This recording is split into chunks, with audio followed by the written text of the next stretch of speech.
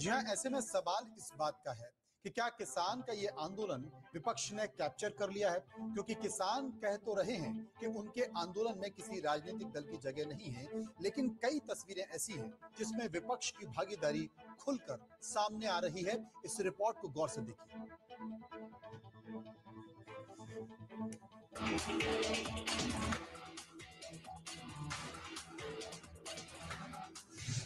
किसान आंदोलन से सरकार का घेराव।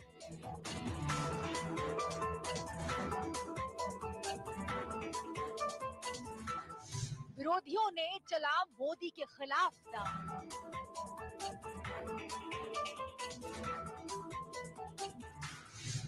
अमरिंदर, ममता, उद्धव और केजरीवाल।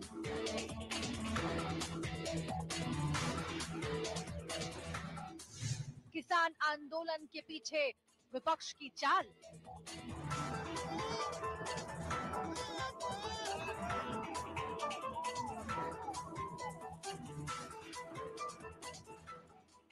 नए कृषि कानून पर सरकार और किसान दो ऐसे किरदार हैं जो आमने सामने हैं, लेकिन माना जा रहा है कि इस लड़ाई के पीछे के भी कुछ खिलाड़ी हैं और ये कोई और नहीं, विपक्षी दल है जो किसानों को सामने रखकर आंदोलन को हवा दे रहे हैं। अगर आंदोलन की शुरुआत और उसको मिल रहे अब तक के समर्थन पर नजर डालें तो एकदम साफ हो जाता है कि इस आंदोलन के एक्टर तो किसान हैं, लेकिन डायरेक्टर कांग्रेस, आम आदमी पार्टी, शिवसेना, टीएमसी, सीपीएम और आरजेडी जैसी पार्टियां हैं। और इस आंदोलन को समर्थन भी उन्हीं राज्यों से मिल रहा है जहां बीजेपी शासित सरकार नहीं है, जैसे पंजाब, राजस्थान, दिल्ली, महाराष्ट्र और पश्चिम बंगाल। भले ही आंदोलन के केंद्र में अब तक दिल्ली हो, लेकिन इसकी तीव्र आंच अब विपक्ष शासित इन राज्यों में भी महसूस की जा रही है। तभी तो केंद्रीय मंत्री मेनका गांधी ने आंदोलन के मुद्दे पर सीधे सीधे विपक्ष को निशाने पर लिया है। मेनका गांधी ने कहा है कि किसान बिना सोचे समझे बड़े आंदोलन में उतर आए हैं। ये विपक्षी दलों की राजनीति का हिस्सा है।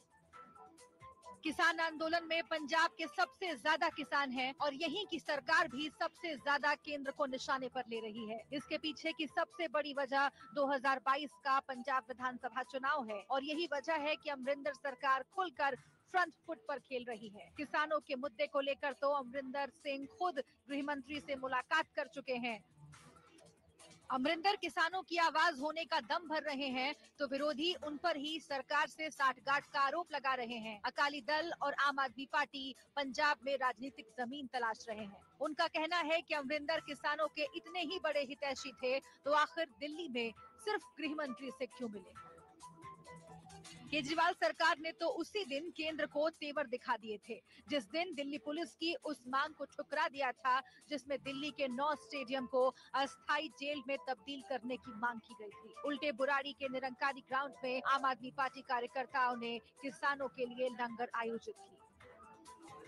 किसान आंदोलन को महाराष्ट्र से भी खूब समर्थन मिल रहा है और महाराष्ट्र में ऐसे किसान संगठन आक्रामक रवैया अख्तियार कर चुके हैं जिसमें शिवसेना, एनसीपी और कांग्रेस का दबदबा है। महाराष्ट्र कांग्रेस तो किसानों के समर्थन में प्रस्ताव भी पारित कर चुकी है और धमकी दे रही है कि अगर सरकार ने किसानों की नहीं सुनी तो किसी भी केंद्रीय मंत्री को महाराष्ट्र में दाखिल नहीं होने दिया जाएगा। महाराष्ट्र में कांग्रेस की सहयोगी शिवसेना ने एक कदम आगे बढ़ते हुए सरकार पर किसानों से आतंकियों जैसे सलूक का आरोप मढ़ दिया। हर मौके पर केंद्र को घेरने वाली ममता किसानों के जरिए मोदी सरकार को ऐसे मौके पर कैसे छोड़ सकती हैं? वो भी खुलकर किसानों के साथ खड़ी हैं। उन्होंने अपना एक प्रतिनिधि दिल्ली बॉर्डर पर किसानों से बात के लिए भेजा और किसानों से फोन पर बात तक की। ममता ने किसानों को भरोसा दिलाया है कि उनकी पार्टी हर वक्त किसानों के साथ खड़ी है। मतलब आंदोलन के एक तरफ किसान खड़े हैं तो दूसरी ओर विपक्ष जो पर्दे के पीछे किसान क्रांति को संचालित कर रहा है। जानकारों की माने तो मोदी सरकार किसान आंदोलन पर कड़ा रुख लेने से बस इसलिए बच रही है क्योंकि साल 2022 में पंजाब में विधानसभा चुनाव होने हैं।